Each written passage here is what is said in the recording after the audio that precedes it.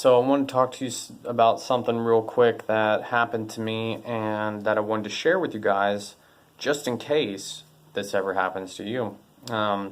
It's kind of an emergency situation here. I got bit by a brown recluse. Not once, not twice, but thrice. He bit me 3 times at least that I could count right in the middle of this area right here. As you can see, the venom spread throughout. The 3rd day was when I actually started to treat it seriously. Now, had I have actually known how serious the situation was the first initial day, none of this would have happened. I would have caught this, I would have treated it seriously, I would have done what I needed to do, and I would have got it done pretty rapidly. It would have never reached this particular point right here. I would have stopped the venom a lot earlier. But it did take me about a week and a half to truly get the venom to stop completely. About a week. It is now in the healing stage. It may not look like it right now, but it was actually worse. So it is actually in the healing stage, and as I peel up this skin that's flaking off here, there's brand new skin underneath. It's not dead tissue. Nothing's dead in there. This red spot right here, there's a little bit of blood down there. But I'm getting to that, and that was just because of different blood vessels and stuff that had opened up a little bit because of the venom.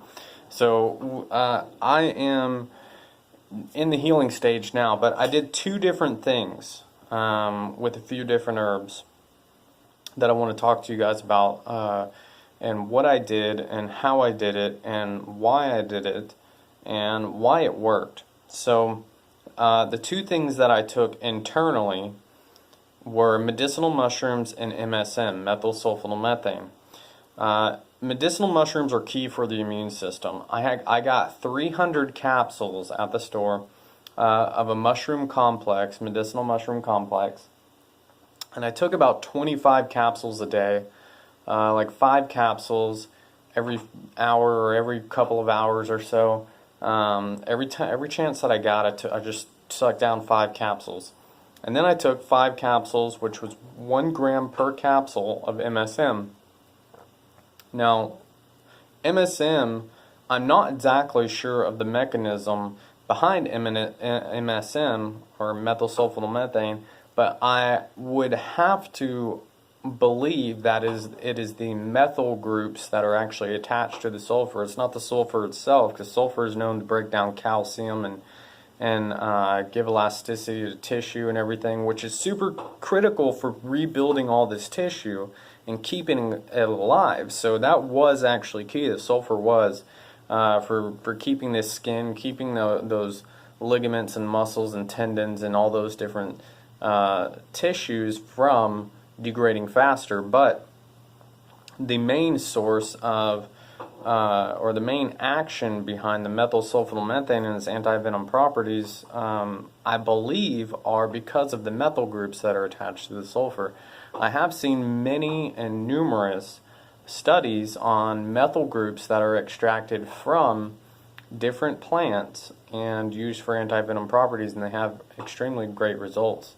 So I would have to assume that that is the mechanism behind it. If you have any actual studies or proof, please post it in the comments below. That would be super awesome. So this is just what I had on hand and what I did and what I got, what I believed would work, and that's what I did, and it worked really, really well. So and now I'm in the healing stages of that. Medicinal mushrooms are super, super critical for your immune system. Your immune system is critical for removing anything and everything from your body that is bad. This obviously was bad and needed to be removed. It's also super important for, relieving your body of viruses, bacteria, and all these things so that your body can focus on what's at hand. So super, super critical to up your immune system like crazy, build it to the strongest potential. So take as many medicinal mushrooms as you can, and as much of it as you can. So I did those 2 things internally. The second thing that I did was a few different topical applications. I mixed my own topical application of a drawing formula and nutritive formula. So the drawing agent was actually bentonite clay. Bentonite clay is super, super awesome, super porous, draws everything out of the skin and out of the tissues and gets that stuff removed. So that's what I did. I used the bentonite clay, drew as many toxins or as much of the toxins out of my skin as I possibly could. Now, had I treated it earlier, none of this would have happened. Had I thrown the bentonite clay and the other items on the initial wound when I had gotten bit, it would not have gotten this far. About day 3 is when I realized that it was something very serious, and it had already spread pretty far. And I realized that it was blistering, it was super bad. I started getting rashes all over the place, and I realized this was something that wasn't to joke with. And then later on found out it was actually a brown recluse. So I finally started treating it on the 4th day, which was way too late to start treating it, but I recovered it, and that's why I want to tell you guys this story. So if something like this happens, treat it as if it's the worst case scenario. Because the only thing that can happen is it wasn't the worst case scenario and you're still fine. But if you treat it as if it's the worst case scenario and it actually was, then you'll still be fine. You won't have to deal with any of this, because this sucks, you know. Now I've got to do extra things to make sure this doesn't scar and rebuild this tissue all properly and everything like that, when I could have just had this little spot that I drew everything out, purified it, you know, and it wasn't really a big deal. In a few days it would be, you know, already in healing. But now I'm here 9 days later. This is the 9th day, which is really super fast for healing a brown recluse bite, or being in the healing stage of one. Because brown recluse bites normally hit its worst point around 9 or 10 days, is where you've got a huge amount of actual dead tissue that you have to cut out. Had I gone to a doctor and had them do what they do, which I initially did go to a doctor, and they said come back when it gets worse, and I said okay, well I'm going to treat it myself, because when it come back and it's worse, you're going to have to cut out a huge chunk of my hand. So I said, you know what, screw this, I'm going to do it myself. So I did. And that's what I did.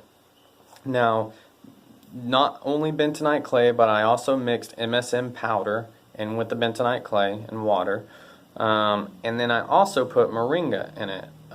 So MSM topically, bentonite clay topically, and I also put moringa powder. A 20-to-1 extract of moringa, which you can use regular moringa powder or whatever you have. But moringa is super antibacterial, antiviral, antiparasitic, anti-everything. Awesome for purification, so it'll keep any infection from happening, which is super critical as well. You don't want to get this to get infected. Not only do you want to stop that venom, but you don't want it to get infected. So I also use that in my drawing salve. I applied it the first 3 days. I applied it continuously. So I'd apply it. About 3 to 4 hours later, I would wash it and reapply it, and I would do that constantly. I would wrap it in a wrist wrap so that it didn't touch anything or hit anything. I put gauze over it and wrapped it, and then I would peel back that gauze and then wash it and redo it all over again. I would do that continuously every day for 3 days. And then I hit a point where I did it only once or twice a day, and today is actually the 9th day, and I did not do anything topically to it, but I do plan on, before I go to bed, I'm going to reapply another topical application, and probably around day 15. So every night I will do the topical application, and then I'll wash it in the morning and I'll leave it. And then probably around day 15, after this is already very well healed, which I will get more updates on it for you guys, but after this is pretty healed, I will start applying a topical rebuilding tissue application, which will be something like colostrum and honey and aloe vera.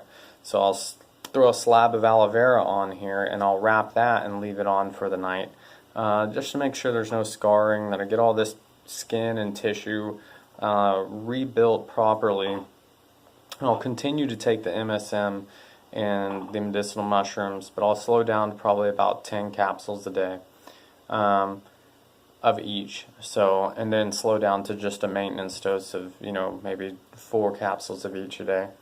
And so, and that's just to make sure everything's gone and I'm able to rebuild this tissue, keep my immune system up, and keep everything working solid and really good until this is finally healed. So that's what I did for a brown recluse bite. Guys, take shit seriously. Take things seriously. For real. It doesn't matter if it's a little tiny spider bite that doesn't matter. It doesn't matter if it's an ant bite and you don't know it. It doesn't matter what it is. I mean, if you know it's an ant bite, not a big deal. Throw something on there that'll, stop it from hurting or whatever. But, if you don't know exactly what it is initially, take it seriously as if it's the worst case scenario, because you don't want it to end up like this. Well, guys, I hope this is super, super helpful, because I didn't have any of this awesome information when I started this 9 days ago, or when I got into this situation 9 days ago. So I hope this really helps some people out there. That's what I'm here to do, help. Sweet guys, take it easy.